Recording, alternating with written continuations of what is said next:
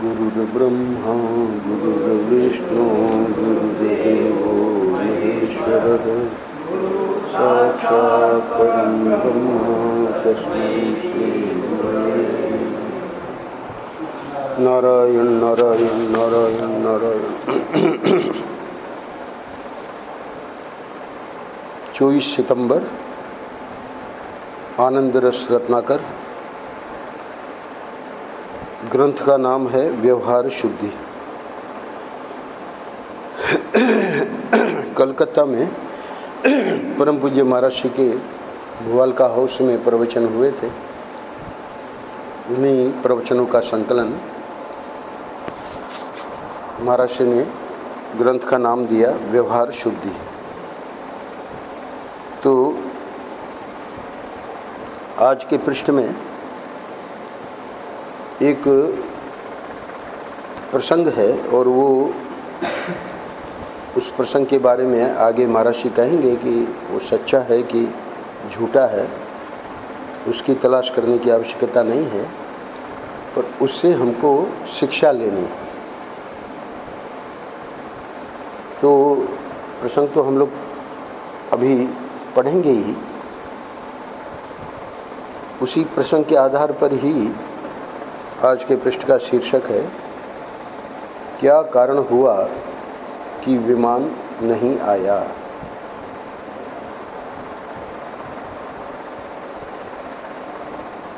नायम आत्मा बलहीनेन लभ्य।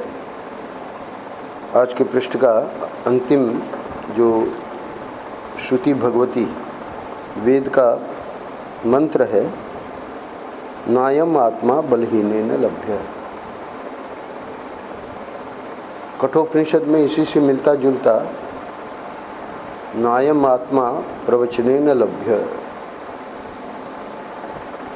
न मेधया न बहुना श्रुतेन यमेव एष वृणुते तेन लभ्य तस्यैष आत्मा विवृणुते तनुं स्वाम। तो ये जो आत्मा है ये बलहीन को प्राप्त नहीं होता। श्रुति भगवती कहती है इसके लिए बल की, तेज की स्वाध्याय जो हम कर रहे हैं, तो गुरु के चरणों में, सद्गुरु के चरणों में बैठकर उस ज्ञान को हम प्राप्त करें। ये जब हमारा निश्चय होगा और उसके लिए जो आगे जो भी आवश्यक है वो क्रिया हम करेंगे, उसी को ये ज्ञान आत्मायन, आत्मा का ज्ञान। तो ये जो ब्रह्म विद्या है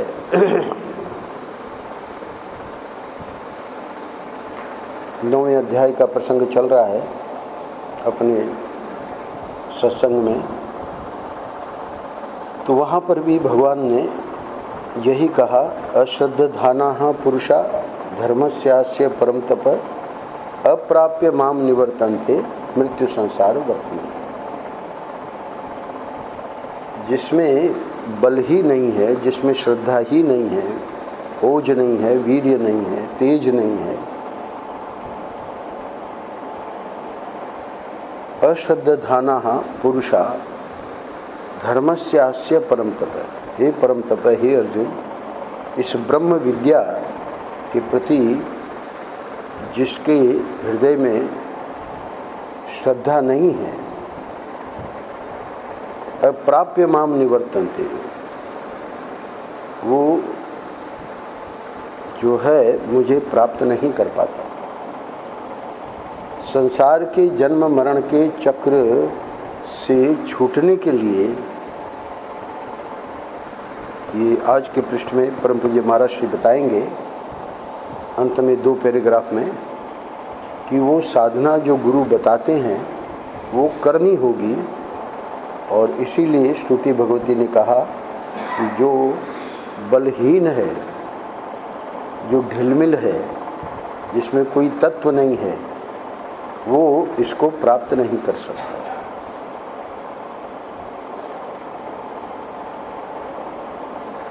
शुरू कर रहे हैं महाराज श्री। एक एक पंक्ति बहुत महत्वपूर्ण है। प्रथम पंक्ति है, बल्कि प्रश्न है, आप सचमुच सत्य को जानना चाहते हैं कि नहीं जानना चाहते? सीधी बात है, हाँ या ना। तो अब भाई बैठे हैं, सत्संग में आए हैं, आपका सुन रहे हैं, तो जानने के लिए ही तो आएगा व्यक्ति। ये थोड़ी कहेगा कि हम नहीं जानना चाहते। नहीं जानना चाहते तो आता ही क्यों? पर यहाँ प्रश्न क्या है कि सचमुच सत्य को जानना चाहते हैं कि नहीं। तो ये कुछ दिनों पहले एक पृष्ठ आया था जिसमें जिज्ञासु ने पूछा था कि हमारा अंतःकरण शुद्ध हुए और हमारा भजन में मन लगे, हमारे दोष जो हैं वो निवृत्त हो जावें। तो वहाँ महात्मा के द्वारा जो उत्तर दिया गया जिज्ञासु को, तो उन्होंने बताया कि देखो बेटा, ये तीन बातें नहीं हैं, वो एक ही बात है। जैसे जैसे दोष निवृत्त होंगे, जैसे जैसे चित्त शुद्ध होगा, वैसे वैसे तुम्हारा भजन बढ़ेगा। तो फिर उन्होंने प्रश्न किया कि तुम क्या जानते हो? तो वहाँ जानने के बारे में उसने बताया कि मैं ये जानता हूँ कि मुझे सत्य बोलना चाहिए, मुझे हिंसा नहीं करनी चाहिए, आदि आदि, काम क्रोध लोभ आदि का त्याग करना चाहिए। पर उसने ये भी कहा कि ये होता नहीं। तब वहाँ परम पूज्य महाराज श्री ने समझाया कि ये जो तुम कह रहे हो कि ये मैं जानता हूँ, ये जानना नहीं हुआ, ये तो ऊपरी ऊपरी जानकारी हुई। तो वहाँ दो प्रकार की जानकारी के बारे में महाराज श्री ने एक नई बात हम लोगों को बताई। ऊपरी ऊपरी जानकारी जो है उससे काम नहीं बनेगा। जो आंतरिक जानकारी है, तो आंतरिक जानकारी में दृष्टांत दिया था कि जैसे कोई सांप आ गया, एकदम गिर गया हमारे ऊपर, तो हम उसको झटक के दूर कर देंगे, वहाँ किसी को पूछने नहीं जाएंगे। तो ये आंतरिक जानकारी है कि अगर ये डस लेगा तो मैं मर जाऊंगा। पर इसी प्रकार ये जो तुमने कहा कि सत्य बोलना, काम क्रोध लोभ आदि का त्याग करना, तो ये क्यों नहीं बन रहा है? इसलिए नहीं बन रहा है कि इससे हमारी कोई हानि होगी, ये हृदय में बात नहीं आई है अभी तक। तो सत्य पर हम जानते हैं कि हमको सत्य बोलना चाहिए, पर असत्य भी बोलते रहते हैं। इसलिए सचमुच, महाराज श्री का प्रश्न क्या है, आप सचमुच सत्य को जानना चाहते हैं कि नहीं जानना चाहते हैं? तो महात्मा लोग जानते हैं इस बात को कि समझो उपदेश कर रहे हैं, प्रवचन कर रहे हैं और बैठे हैं 50-100 व्यक्ति, तो उनको पता रहता है कि भाई इसमें जो सचमुच जानना चाहने वाला व्यक्ति कौन है। बाकी लोगों को लाभ मिलेगा सत्संग का, क्योंकि पुण्य कार्य है, तो सुनने का भी पुण्य होता है। परंतु ये सचमुच का जानना, वही जो उस पृष्ठ में आया था कि ऊपरी ऊपरी जानकारी और आंतरिक जानकारी। पहला प्रश्न आज के पृष्ठ में है कि आप सचमुच सत्य को जानना चाहते हैं कि नहीं जानना चाहते? अच्छा, इतना कह के अब महाराज श्री सचमुच में हम लोगों की स्थिति क्या है वो अगले 2 वाक्यों में बता रहे हैं। आपको आपका अगला कदम कहाँ ले जाएगा कुछ पता नहीं। तो कोई हम योजना बना रहे हैं और उसमें योजना में हमने कुछ, है ना, एक हैं हमारे मित्र, तो उन्होंने योजना बनाई कि ऐसे ऐसे शादी है तो इसमें ऐसे ऐसे हम कार्यक्रम रखेंगे। अब वो जो कार्यक्रम रखने जा रहे हैं आपको आपका अगला कदम कहाँ ले जाएगा कुछ पता नहीं। वो कहाँ तो एक बहुत अच्छा माहौल उत्पन्न करना चाह रहे थे और उसी में पुलिस आ गई और पुलिस आके सबको पकड़ के ले गई। तो अगला कदम हम, इसके आगे का वाक्य क्या है? आप घनघोर अंधकार में अपना जीवन व्यतीत कर रहे हैं। क्या अर्थ हुआ? यानी व्यक्ति को सब पता है कि सही क्या है गलत क्या है, पर उसका देखिए ये मोह जो है इसी को घनघोर अंधकार कहा है। शास्त्रों में मोह निशा सब सोवन हारा। तुलसीदास जी कह रहे हैं हम लोगों को लग रहा है कि हम जग गए और जग के सत्संग कर रहे हैं, पर महात्माओं के अनुसार हम सो रहे हैं। मोह निशा सब सोवन हारा। तो इसीलिए उसी को महर्षि अपने शब्दों में कह रहे हैं कि आप घनघोर अंधकार में अपना जीवन व्यतीत कर रहे हैं। कैसे महाराज? यानी कि जब तक हम जीवन में ज्ञान के प्रकाश को, ठाकुर जी के प्रेम को नहीं अवतरित करेंगे, तब तक जो भी हमारी जीवन की प्रणाली है वो सही नहीं, वो घनघोर अंधकार ही है। अज्ञान का अंधकार ही घनघोर अंधकार है। जब ठाकुर जी से प्रेम जुड़े तब कहीं जाके संसार से वैराग्य होवे। ये संसार के लिए जो हम जो भी योजना बना रहे हैं वो घनघोर अंधकार है, क्योंकि ये माइक है, ये सच्चा है ही नहीं। तो न तो ये जो शरीर है वो सच्चा है और न ये हमारा संसार जिसको हम सच्चा मान रहे हैं। इसलिए घनघोर अंधकार, अंधकार नहीं घनघोर अंधकार। तो फिर महाराज फिर सच्चा क्या है? सच्चा यही है जो गुरु लोग बताते हैं। सच्चे ये हैं हमारे सामने जो खड़े हैं। सच्चा आत्मा है जिसका ठाकुर जी प्रत्येक जीव को 24 घंटे में अनुभव देते हैं। गाढ़ सुषुप्ति में जब न कोई संसार है, न कोई स्वप्न है, न कोई जागृत है, उस समय भी वो जो मैं है वो रहता है।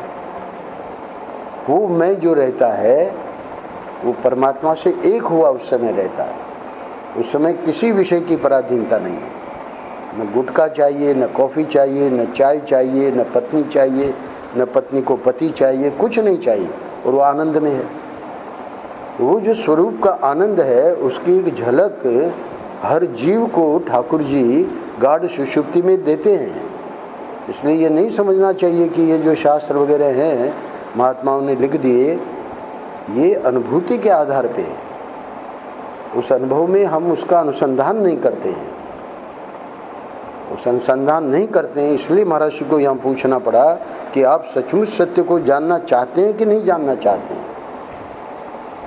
तो भाई हम जो जिस संसार में जिस प्रकार हम हैं उसी में आप दे सको तो दे दो। तो इसलिए अंतिम क्या है? श्रुति भगवती को उद्धृत कर दिया महाराज ने, नायम आत्मा बलहीने न लभ्य है। जिसमें बल ही नहीं है उसको आत्मा क्या मिलेगा, परमात्मा क्या मिलेगा, ठाकुर जी क्या दर्शन देंगे? इसने कहा ना कि कोई शर्त ना हो, बिना शर्त के और अभी इसी समय मुझे परमात्मा का दर्शन चाहिए। आ गए भगवान दर्शन देने। बताया महात्मा ने कि आ गए हैं, पर बता रहे हैं कि ये इसकी स्थिति हो जाएगी, इसको पूछ लो। बोले रुको रुको रुको। तो ये बलहीन अब क्या है? वो एक परीक्षा हो रही थी, घबरा गया बेचारा। अरे परमात्मा जिसको मिल जाएगा वो क्या कोढ़ी थोड़ी बनेगा। देख लिया कि ये तो जो परमात्मा को चाह रहा है वो अपने को सम्मान के लिए चाह रहा है कि मेरा और सम्मान हो जाए, जैसे बड़े बड़े महात्माओं का सम्मान हो रहा है। नायम आत्मा बलहीने न लभ्य है। उस समय वो कह देता कुछ भी हो जाए बस हमको दर्शन चाहिए, तब उसकी परीक्षा हुए बिना परीक्षा करके ही। अरे हम एक मटका खरीदते हैं तो उसको ठोक पीट के बजा के लेते हैं, है ना। तो गुरु लोग जब ये ज्ञान देना चाह रहे हैं तो देखेंगे कि भाई हमारा ज्ञान उसमें टिकेगा कि नहीं। तो इसलिए इन दो वाक्यों के द्वारा महाराज श्री पहले तो हमको जगा रहे हैं कि आपको आपका अगला कदम कहाँ ले जाएगा कुछ पता नहीं है। बोले महाराज बात सच्ची है, और आप घनघोर अंधकार में अपना जीवन व्यतीत कर रहे हैं। संत लोग कहते हैं कि हम कल की बात कर रहे हैं, हमको पल का पता नहीं है, अगले क्षण क्या होगा ये पता नहीं है, और हम कल की योजना बनावें, योजना नहीं बनावें ऐसा संत लोग नहीं कह रहे हैं, परंतु ये सब ईश्वर के अधीन है। ये बात हृदय में हमेशा बनी रहनी चाहिए। हम ये कर रहे हैं प्रार्थना ईश्वर को, अगर ईश्वर उचित लगे उसको तो पूरी करे वो प्रार्थना, अगर उनको लगे कि हमारे हित में नहीं है कोई बात नहीं, हमारा कोई आग्रह नहीं। ये होना चाहिए हमारी प्रार्थना का स्वरूप, और हमारी प्रार्थना का स्वरूप है कि ठाकुर जी आप ऐसा कर दीजिए, आपको ऐसा ही करना पड़ेगा। इसलिए हम घनघोर अंधकार में जीवन व्यतीत कर रहे हैं। तो अब इन 3 वाक्यों के बाद महाराज श्री अब जो मुख्य बात है वो बताने जा रहे हैं। इसलिए मनुष्य को ऐसे सद्गुरु की आवश्यकता होती है जिसकी दृष्टि एक हो, जो हमारे पूर्व जन्म और भविष्य को जान सके एवं हमारी योग्यता को भी जान सके। यहाँ रुक जाइएगा। इस वाक्य में महाराज श्री बता रहे हैं कि अगर हम घनघोर अंधकार में हैं और अगला कदम कहाँ ले जाएगा ये कुछ पता नहीं है, तो फिर क्यों न हम ऐसे कोई मार्गदर्शक को ढूंढ लें जो कि हमको हमारी इस जीवन यात्रा के बारे में हमको सहयोग कर सके। उसी को कह रहे हैं कि हमको ऐसे सद्गुरु की आवश्यकता होती है जिसकी दृष्टि एक हो। जिसकी दृष्टि एक हो का अर्थ है कि जिसको स्वयं ब्रह्मानुभूति हो। ब्रह्म जो है वो एक अद्वितीय जो ब्रह्म का स्वरूप है, वो गुरु जानता हो कि वो ही मेरा स्वरूप है, तो उसकी दृष्टि अब ईश्वर की दृष्टि से अलग नहीं है।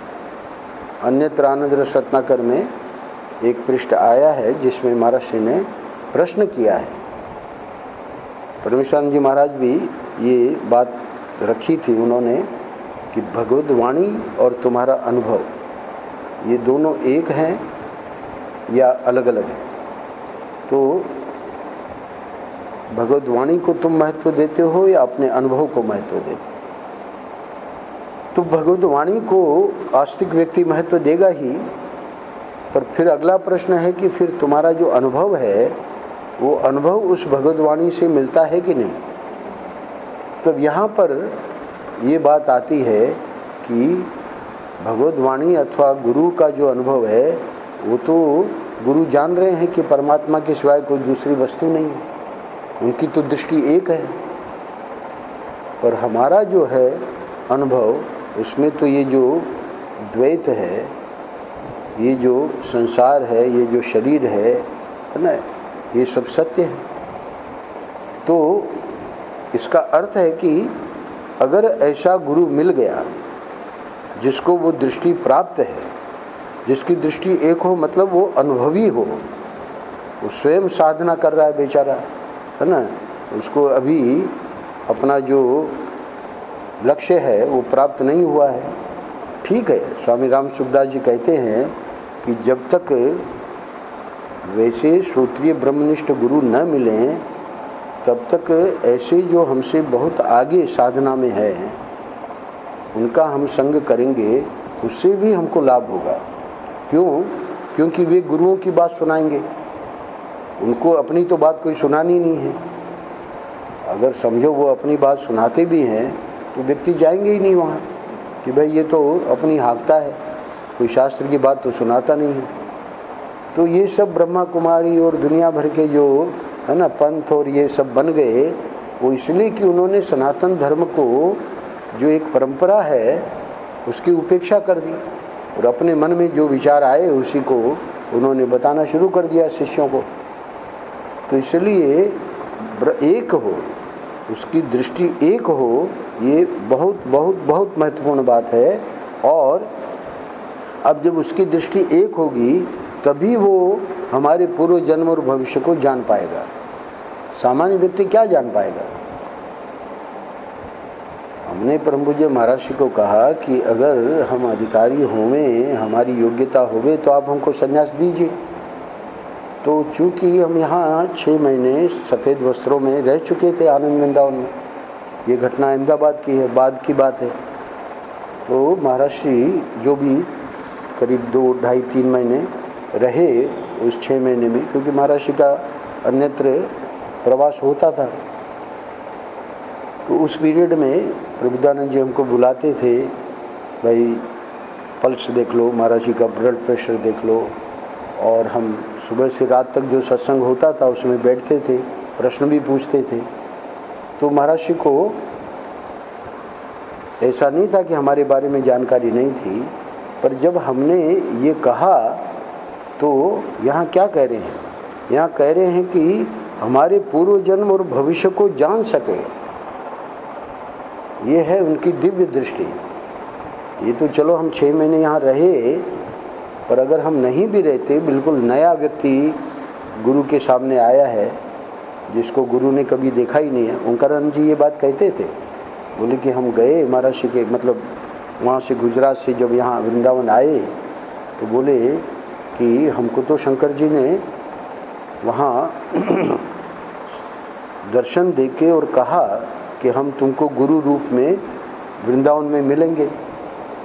वो तो बचपन में ही घर छोड़ दिए थे और महात्माओं के साथ उधर गिरनार में इधर उधर अपना भजन करते थे, और जैसे साधु लोग होते हैं पहाड़ों में, है ना, वो सब जटा और सब उनका दाढ़ी, अब उसी स्थिति में आ गए ढूंढते ढूंढते। पर वो कहा करते थे कि जब हम महाराज जी के चरणों में पहुँचे तो उन्होंने हमको एक वाक्य नहीं पूछा हमारे बारे में कि तुम कौन हो, कहाँ से आए हो, क्या हो। क्यों? एक जिसकी दृष्टि एक हो, ऐसे ही सद्गुरु की आवश्यकता है, जो हमारे पूर्व जन्म और भविष्य को जान सके और हमारी योग्यता को भी जान सके। तो योग्य हम नहीं भी होते हैं तो सद्गुरु हमको योग्य बना लेते हैं। अगर हम उनके चरणों में समर्पित हो जावें तो आगे वो हमको घड़ लेते हैं। ऐसा नहीं है कि योग्य व्यक्ति को ही सद्गुरु अपनावेंगे, परंतु यहाँ कह रहे हैं कि हमारी योग्यता को भी जान सके का अर्थ है कि भाई अभी इसको संसार में रस आता है कि अध्यात्म में इसकी रुचि है। क्योंकि सद्गुरु को जो देना है वो तो इस जगत का देना है, पर सद्गुरु के पास संसार को चाहने वाले लोग भी आते हैं। तो इसलिए यहाँ पर ये बात कह रहे हैं कि घनघोर अंधकार में हम अपना जीवन व्यतीत कर रहे हैं, यानी संसार ही तो घनघोर अंधकार है, और इसी को और हम सद्गुरु से मांग रहे हैं। तो यही घनघोर अंधकार का, इसीलिए प्रथम प्रश्न है कि सचमुच सत्य को जानना चाहते हैं कि नहीं जानना चाहते। तो जो संसार मांग रहा है तो सद्गुरु समझ गए कि भाई इसकी योग्यता अभी इस अध्यात्म की नहीं है, तो ठीक है, उसको पहले संसार दे दिया। संसार में जब वो देख लेगा ये सब यहाँ स्वार्थ का है तो अपने आप लौट आवेगा। अब यहाँ ये जो आखिरी वाक्य है प्रथम पैराग्राफ का, हमें हमारी शक्ति के अनुसार अलग अलग साधन बताने वाले सद्गुरु की आवश्यकता होती है और उस साधन को हमें स्वयं करने की आवश्यकता होती है। पैराग्राफ शुरू किया था कि सचमुच सत्य को जानना चाहते हैं कि नहीं चाहते हैं। तो कल्पना करो कि हमारा उत्तर है कि हम सचमुच जानना चाहते हैं। तब अब महाराज जी हमको बता रहे हैं कि फिर करना क्या होगा। महाराज जी कह रहे हैं कि हमें हमारी शक्ति के अनुसार अलग अलग साधन बताने वाले सद्गुरु की आवश्यकता होती है। कल्पना करो कि वो तो मिल गए और उन्होंने बता भी दिया कि ये जप करो, अथवा ये सेवा करो, अथवा ये ध्यान करो, अथवा ये विचार करो, है ना। जो भी जिसका अधिकारी है उन्होंने उसको वैसे बता दिया, पर बताने के बाद उस साधन को हमें स्वयं करने की आवश्यकता होती है। इसी वाक्य से आखिरी वाक्य, नायम आत्मा बलहीन न लभ्य। गुरु जी ने बता दिया, अब बता तो दिया, पर लग रहा है मात ये तो बड़ा कठिन है।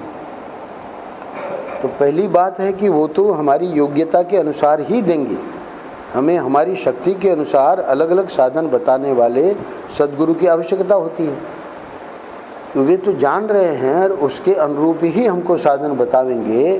पर चूंकि फिर से प्रथम वाक्य में आ जाइए, यदि सचमुच सत्य को जानने वो चाह रहा है तो वो करेगा, पर जो सचमुच सत्य को नहीं जानना चाह रहा है पर पहुंच गया और पहुंच के पूछ भी रहा है कि हमको कुछ बताइए, सद्गुरु ने बता भी दिया, पर वो नहीं करेगा।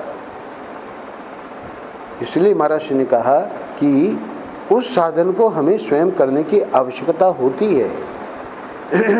उसको कर भी नहीं रहे हैं और कह रहे हैं कि भाई हमारे गुरुजी हैं और हमारा तो कुछ हुआ ही नहीं।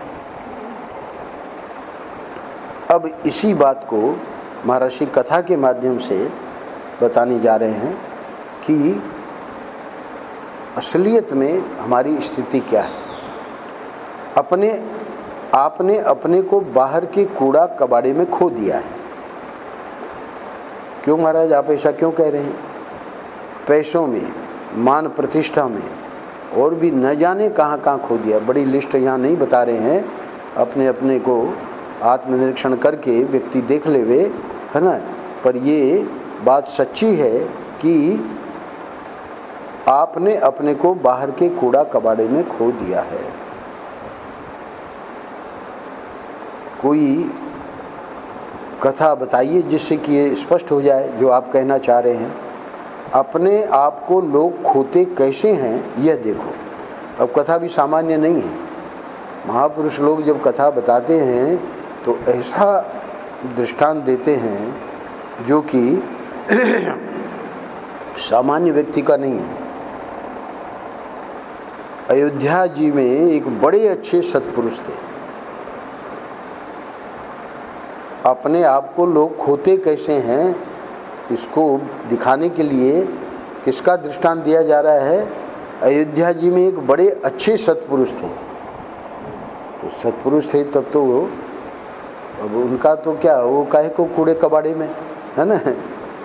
महर्षि कह रहे हैं कि आपने अपने को बाहर के कूड़ा कबाड़े में खो दिया है, पैसों में, मान प्रतिष्ठा में, और भी न जाने कहाँ कहाँ।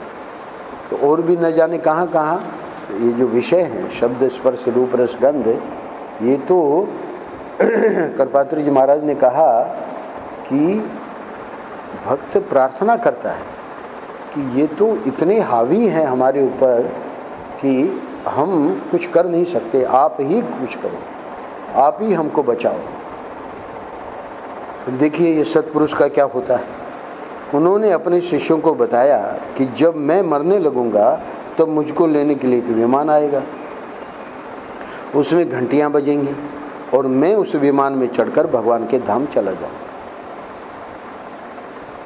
तो ये कोई कल्पना की बात नहीं है। इसी युग में तुकाराम जी के लिए विमान आया था। तो इन सत्पुरुष को भी कुछ ऐसी उनकी भावना बनी या ठाकुर जी की कुछ इस प्रकार की उनको प्रेरणा हुई, तो उन्होंने शिष्यों को बता दिया। कुछ दिन बाद वे मर गए, लेकिन न तो विमान आया और न घंटियां बजी। शिष्यों की श्रद्धा देखिए। शिष्यों ने कहा कि हमारे गुरु जी की बात झूठी नहीं होनी चाहिए।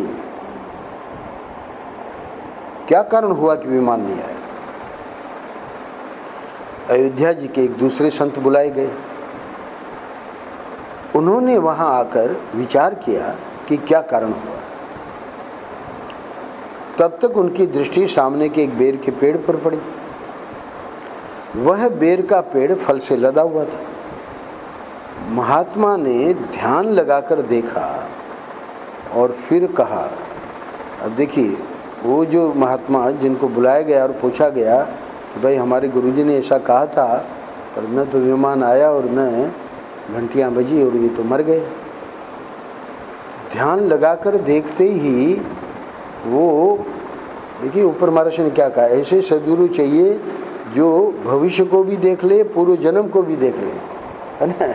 अब ये कैसे सद्गुरु है कि इन्होंने देख लिया कि ये मर तो गया, पर वो जो बेर पका हुआ है उसमें इसका जीव पड़ा है। तो एक बेर के ऊपर उनकी दृष्टि पड़ी और वह बेर का पेड़ फल से लदा हुआ था। तो महात्मा ने ध्यान लगाकर देखा और फिर कहा कि वह पका हुआ बेर तोड़ो। बेर का पेड़ फल से लदा हुआ था, पर एक उस बेर की ओर संकेत किया कि वो वाला बेर तोड़ो। पका हुआ था वो बेर, तोड़ लिया गया। बोलो कि इसको मसल दो, मसल दिया गया। मसलने में उसमें जो एक कीड़ा था सो मर गया। कीड़े के मरने पर तुरंत घंटियां बजीं, विमान आया और उसको लेकर चला गया। अब इसमें जो दिमाग वाले लोग हैं, है ना, वो कैसे कहा कीड़ा को जाने में समय लगेगा, वो पका होगा, और आप तो कह रहे हो पका हुआ बेर, है ना, उसमें ठाकुर जी उसका मन चला गया वगैरह। तो इसलिए महाराज जी को कहना पड़ रहा है कि देखो ये कहानी सच्ची है कि झूठी है, इसकी तलाश करने की आवश्यकता नहीं है। अरे भाई, जड़ भरत की कथा तो हम सब जानते ही हैं, तो उनको हरिण का वो लेना पड़ा। तो इस कहानी का अभिप्राय यह है कि हमने अपने को पाँव के नाखून से लेकर, बहुत ध्यान से सुनना, क्योंकि अंतिम 2 पैराग्राफ में महाराज श्री हमको क्या करना है वो बताने जा रहे हैं। ऊपर कहा महाराज श्री ने कि साधन को हमें स्वयं करने की आवश्यकता होती है। तो आप वो बताओ तो सही कि हमको क्या करना है। महाराज श्री बताने जा रहे हैं, हमने अपने को पाँव के नाखून से लेकर सिर की चोटी तक बिखेर रखा है। ऊपर क्या कहा? कहा कि अपने आप को बाहर के कूड़ा कबाड़े में खो दिया है। तो अपने आप को लोग खोते कैसे हैं, यानी कैसे बिखेर देते हैं? तो बिखेरने की वाली बात को फिर से ला रहे हैं। अपने को पाँव के नाखून से लेकर सिर की चोटी तक बिखेर रखा, क्या अर्थ है? यानी ये जो मन है वो मन तो व्यापक है,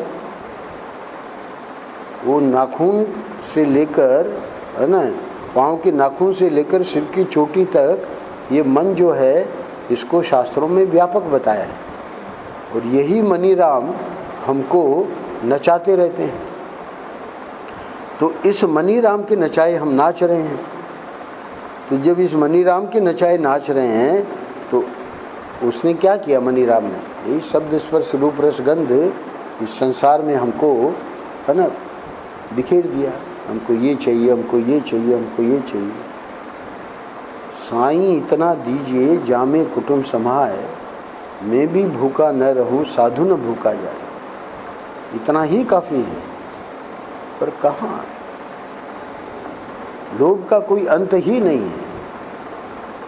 हमने अपने को बिखेर रखा है। तो ये जो लोभ का अंत नहीं है, उससे फिर होगा क्या? यहाँ तो बहुत बड़े सत्पुरुष की कथा सुना दी, पर हम लोगों का तो क्या होगा वो तो ईश्वर ही मालिक है। क्योंकि उस लोभ के कारण पाप कर्म किए जा रहे हैं। वो पाप कर्मों का जो फल है, चिदम्बरम के पाप कर्मों का फल कौन भोग रहा है? उसी को भोगना पड़ रहा है। दूसरे जो महात्मा जी जेल में अभी अभी गए, तो ये क्या कह रहे हैं कि जो हमने अपने को बिखेर रखा है, उसमें जो गलतियां हमारे द्वारा हो रही है, अब आप घनघोर अंधकार में अपना जीवन व्यतीत कर रहे हैं। प्रकाश लाओ। सत्संग हम सुनते हैं, पर उन सत्संग की सुनी हुई बातों को जीवन में उतारता कौन है? अंत में बताएंगे। जो जिसका रिजॉल्व पक्का है, जिसने निश्चय कर लिया है कि अब मुझे यही करना है, अब मैं गलत काम नहीं करूँगा, नहीं करूँगी, तो इसलिए कह रहे हैं कि हमने अपने को बिखेर रखा है, यानी हम मन के नचाए नाच रहे हैं। तो महाराज अब आप हमें बताइए ना कि हम क्या करें। अब जब आप मिल गए है ना, तो कम से कम आप तो बताइए। बोले हाँ हम बता रहे हैं, करना तुमको पड़ेगा। हमें अपने आप को सब ओर से समेट कर इतना सूक्ष्म हो जाना है, बस यहाँ रुक जाइए, क्योंकि आगे का वाक्य और कठिन है। पहले तो अपने आप को सब ओर से समेटना है। ये अपने आप को सब ओर से समेटना ही इतनी बड़ी साधना है, जिसके लिए जन्म जन्मांतर लग जाते हैं। कल्प कल्पांतर, जन्म जन्मांतर नहीं, कल्प कल्पांतर। अनादि युग से ये जीव जितने हम लोग यहाँ बैठे हैं, हमारी ये यात्रा चल रही है। अब गुरु क्या बता रहे हैं, अपने को समेटो। तो अपने आप को सब ओर से समेट कर, बोले हमने समेट लिया, हम संन्यास ले लिया आपके पास आके, अब तो हमारा घर से कोई संबंध नहीं है। बोले अपने आप को सब ओर से समेट कर, यानी संसार से, परिवार से तुमने अपने को काट लिया, यानी गुरु ने कृपा कर दी, संन्यास दे दिया। पर अब वो जो संत लोग समझाते हैं कि ये करता क्या है सन्यासी, कि पहले तो जब घर में था, परिवार में था, तो कम से कम उसका प्रेम लोगों के प्रति, परिवार वालों के प्रति, मित्रों के प्रति, है ना, समाज के प्रति था।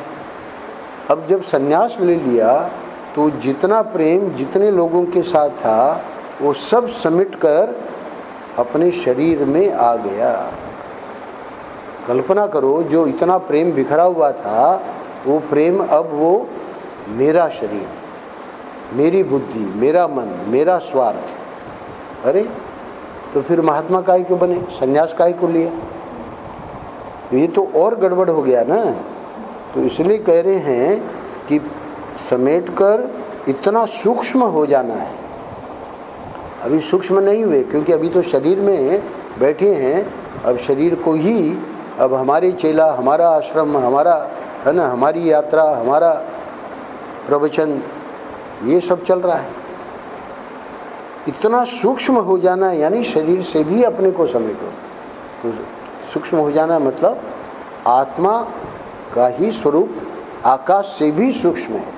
आकाश को हम देख नहीं पा रहे हैं, पर आकाश में हम बैठे हैं, हमको पता है कि आकाश होता है, स्पेस होता है। तो पंच महाभूतों में आकाश को सबसे सूक्ष्म माना है, और आत्मा जो हमारा आपका स्वरूप है, वो आकाश से भी सूक्ष्म है। तो आत्मा यानी मैं, तो मैं ये शरीर नहीं है, इसीलिए तो गुरु ने संन्यास दिया। अब इस चेले ने क्या किया, इसने अपना दूसरा नया संसार बना लिया। अपने को इतना सूक्ष्म, यानी आत्मा को जानना है। सूक्ष्म हो जाना है क्या मतलब, मैं आत्मा हूँ, ये जानना ही सूक्ष्म होना है। तो अगर वो जान गए तो इसका मतलब वो तो आत्मा तो ब्रह्म है, आत्मा तो व्यापक है। उस आत्मा में ही ये सब पूरा अनंत कोटि ब्रह्मांड दिख रहा है, बिना हुए हुए। अभी जो चौथा पांचवा ज्ञान विज्ञान भगवान देंगे 9वें अध्याय में, वो यही विषय है। तो अब जब सूक्ष्म हो गए तो फिर बाहर निकलकर सारे आसमान में फैल जाना है। क्या मतलब हुआ, वो आत्मा ब्रह्म है। तो अब हमको पता लगा कि मैं ये परिच्छिन्न नहीं हूँ, मैं तो ये जो आकाश से भी सूक्ष्म व्यापक तत्व है, वो ब्रह्म में हूँ। बोलना आसान है, पर उसकी अनुभूति वाले नारद जी कहते हैं कि बहुत दुर्लभ है, और अगर है भी तो हम उनको जान नहीं पाएंगे, अगम्य है।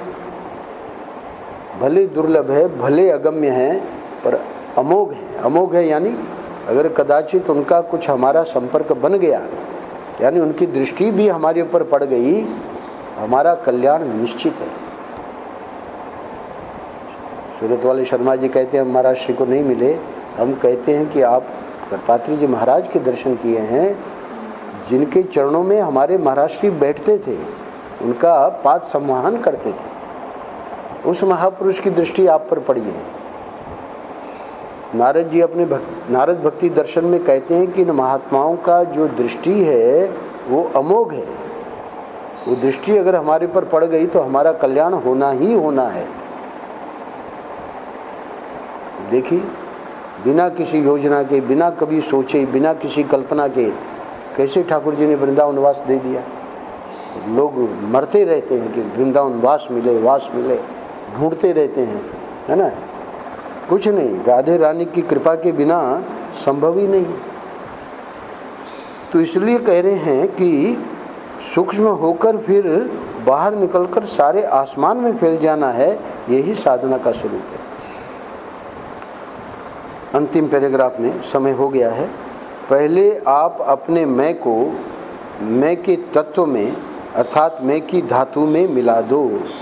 तो ये जो अपने मैं को मैं के तत्व में अर्थात मैं की धातु में मिला दो, एक कर दो, और फिर देखो कि सृष्टि, बस यहाँ रुक जाइए।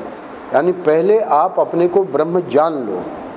तो जब ब्रह्म हमने अपने को जाना तो अब सृष्टि का क्या, सृष्टि के बारे में थोड़ी सी बात बता दें आपको, वो आगे बताने जा रहे हैं। जो ब्रह्म है उस ब्रह्म में वो अद्वितीय है और वो निर्विकार है, निर्विशेष है, निर्गुण है। उसमें सृष्टि की सत्ता ही नहीं है, पर ये एक खेल चल रहा है। वो खेल क्या है ठाकुर जी का, उसको बता रहे हैं आगे। तो जब एक कर दो, फिर देखो कि सृष्टि हो रही है, स्थिति हो रही है, प्रलय हो रहा है, ब्रह्मा विष्णु महेश पैदा हो रहे हैं और लीन हो रहे हैं, किंतु तुम नहीं मर रहे हो। तुम यानी गोविंदानंद नहीं, तुम यानी स्वामी अखंडानंद जी का शरीर नहीं, तुम यानी महाराष्ट्री जो कहते थे कि आप लोग जो देख रहे हो वो मैं नहीं हूँ, मैं अपने को जो बताता हूँ वो मैं हूँ। उसके लिए कह रहे हैं किंतु तुम नहीं मर रहे हो। आत्मा ब्रह्म वो मर ही नहीं सकता। उसी में ठाकुर जी इतनी लीला कर लेते हैं, कभी कृष्ण अवतार हो रहा है, कभी राम अवतार हो रहा है, और वो जो ब्रह्म है ठाकुर जी जानते हैं कि वो तो मेरा स्वरूप है। सच्चिदानंद रूपाय विशोत्पत्त्यादि हेतवे। तो जो सच्चिदानंद स्वरूप ठाकुर जी का है वही स्वरूप हमारा आपका है। तो इसलिए कह रहे हैं कि पहले ये मैं धातु में मिला दो, एक कर दो, और फिर देखो। तो अब जब ठाकुर जी के तत्व से अपने तत्व को एक कर दिया तो ठाकुर जी के तत्व में ही तो ये सब सृष्टि हो रही है। उसी में ब्रह्मा विष्णु महेश, उसी में ये सब सृष्टि की स्थिति प्रलय हो रहा है, और किंतु तुम नहीं मर रहे हो। यही है आत्म साक्षात्कार। आत्म साक्षात्कार कोई हंसी खेल नहीं है। करोड़ों में कोई एक होता है जिसको ये आत्म साक्षात्कार होता है। इसी को ब्रह्मनिष्ठा कहते हैं। तुम जहाँ पकड़े गए हो उसको बल लगाकर छोड़ोगे नहीं। अब यहाँ तक तो बता दिया, अब ये तो बहुत पराकाष्ठा की बात बता दी। ये तो कोई समय समय पे ठाकुर जी भेजते हैं तब ऐसे महापुरुष आते हैं। हमारी बात बताइए ना। तो अब हमारी बात बता रहे हैं अंतिम वाक्य में। तुम जहाँ पकड़े गए हो, कहाँ पकड़े गए हैं? यहाँ जिसमें हम अपने को मैं मान रहे हैं, इसी में हम पकड़े गए हैं। उसको बल लगाकर छोड़ोगे नहीं। बल लगाकर कैसे छोड़े महाराज? इसीलिए सद्गुरु चाहिए, सद्गुरु ही छुड़ावेगा। तो इसलिए प्रथम वाक्य है कि सचमुच सत्य को जानना चाहते हो कि नहीं जानना चाहते? हम अभी सचमुच नहीं जानना चाहते हैं, तो इसलिए उनके चरणों में आए हैं कि हमारा संसार ठीक ठीक चलता रहे। चलो कोई बात नहीं, वो भी ठाकुर जी देंगे, पर उस संसार में कुछ नहीं रखा है। वो जब अनुभव होगा तब वो सचमुच सत्य को जानना चाहेगा। और जब वो स्थिति आवेगी जिज्ञासु की, उसके लिए कह रहे हैं कि अब जब जिज्ञासु बन गए, गुरु के चरणों में आ गए, तो तुम जहाँ पकड़े गए हो, कहाँ पकड़े गए?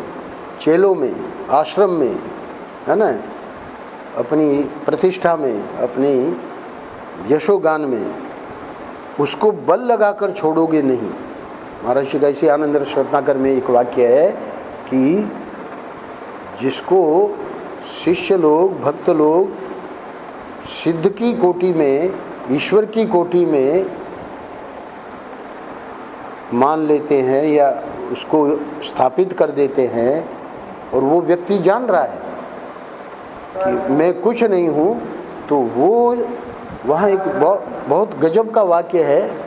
और वो गजब का वाक्य क्या है कि ऐसा जो दलदल में फंसा हुआ व्यक्ति है यानी वो जो महात्मा है जिसको गुरु और शिष्य ईश्वर बना के रखे हैं, वो उस दलदल से निकलने के लिए बहुत बड़ा बल चाहिए। उसी को कह रहे महर्षि कि तुम जहाँ पकड़े गए हो उसको बल लगाकर छोड़ोगे नहीं तो तुमको आत्म साक्षात्कार कैसे होगा। नाय महात्मा बलहीने न लभ्य। नारायण नारायण नारायण नारायण। श्री